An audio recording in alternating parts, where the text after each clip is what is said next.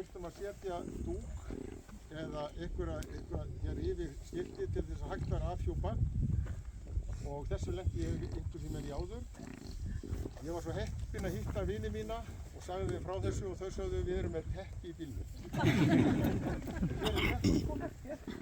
Nú ætlum ég bara að byrja einhverjum öllum að koma hérna og sameiginlega afhjúpa skiltið og svo getið þið komið og séð þetta.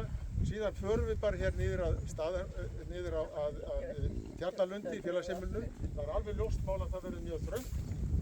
Þið hafið kannski þolinmæði með okkur meðan við erum að uppræða stólum og vonandi finnum við nógu marga stóla fyrir alla. Þá verður þau hinn yngstu þá kannski að standa. En nú er bara komið að hinni stóru stund. Bara aftur og bak. Jú, svona.